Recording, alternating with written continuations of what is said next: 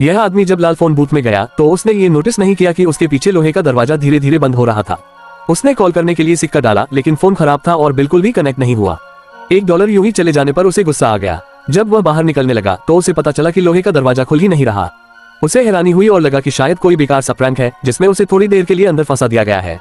धूप कुछ ज्यादा ही तेज थी जो सीधे उस पर पड़ रही थी और धीरे धीरे उसे चिड़चिड़ा बना रही थी। काम पर जा रहे 2 लोग वहां से गुजरे। उसने जल्दी जल्दी कांच पर थपथपाया ताकि मदद मांग सके। उसकी आवाज बाहर नहीं जा पा रही थी, लेकिन इशारों से उसकी बात समझ आ गई। वे बाहर से जोर लगाते रहे और वह अंदर से पूरी ताकत लगाता रहा, लेकिन दरवाजा जरा भी नहीं हिला। धीरे धीरे और लोग जमा होने लगे। उन दोनों ने घड़ी देखी और काम के लिए निकलना पड़ा। वह मुस्कुराए और अलविदा कहकर चले गए। थोड़ी देर में मजदूर और ऑफिस जाने वाले लोग भी रुक रुक कर देखने लगे। एक ताकतवर आदमी आया और उसने दरवाजा खींचकर खोलने की कोशिश की। हैंडल टूट गया, फिर भी वह नाकाम रहा और लोग हंसने लगे। उसने अपने शरीर से कांच तोड़ने की कोशिश की, लेकिन वह भी नहीं टूटा। शर्मिंदा होकर वह आदमी चला गया। एक अनुभवी मैकेनिक आया। उसने ध्यान से चेक किया, लेकिन एक भी स्क्रू नहीं मिला। उसने किनारों से उठाने की कोशिश की, मगर कुछ काम नहीं आया। वह टूटा हुआ हैंडल वापस लगाकर चला गया। जैसे जैसे भीड़ बढ़ी, उसके चारों तरफ एक छोटी सी दुनिया बन गई।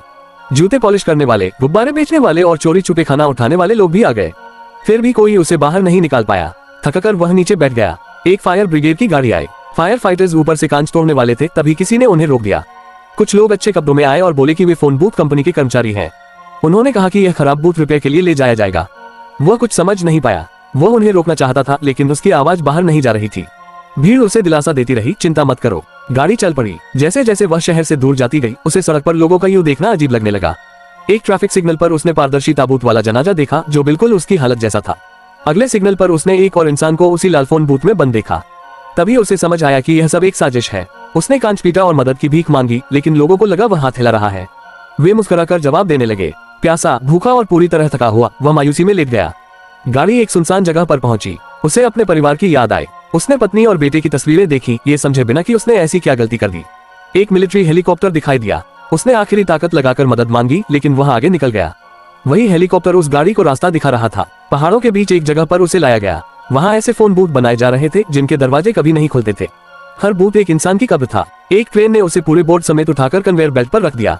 उसके सामने उसी जैसे और लोग थे, सब फंसे हुए। उनका अंजाम बदला नहीं जा सकता था, क्योंकि जब आवाज ही न सुनी जाए तो आदमी आखिर क्या बदल सकता है।